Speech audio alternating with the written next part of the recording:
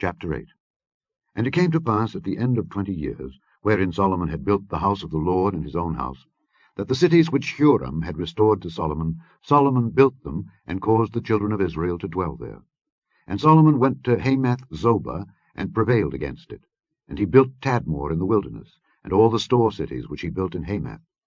Also he built Bethhoron the upper, and Bethhoron the nether, fenced cities, with walls, gates, and bars. And Baalath, and all the store cities that Solomon had, and all the chariot cities, and the cities of the horsemen, and all that Solomon desired to build in Jerusalem, and in Lebanon, and throughout all the land of his dominion. As for all the people that were left of the Hittites, and the Amorites, and the Perizzites, and the Hivites, and the Jebusites, which were not of Israel, but of their children, who were left after them in the land, whom the children of Israel consumed not, them did Solomon make to pay tribute until this day. But of the children of Israel did Solomon make no servants for his work, but they were men of war, and chief of his captains, and captains of his chariots and horsemen.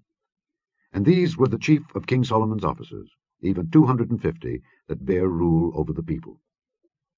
And Solomon brought up the daughter of Pharaoh out of the city of David unto the house that he had built for her. For he said, My wife shall not dwell in the house of David king of Israel, because the places are holy, whereunto the ark of the Lord hath come.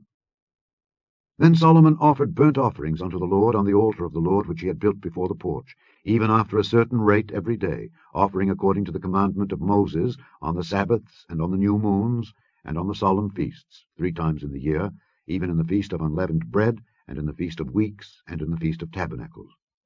And he appointed, according to the order of David his father, the courses of the priests to their service, and the Levites to their charges, to praise and minister before the priests, as the duty of every day required.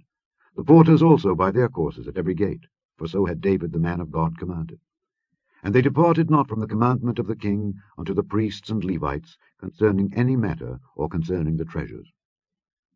Now all the work of Solomon was prepared unto the day of the foundation of the house of the Lord, and until it was finished. So the house of the Lord was perfected.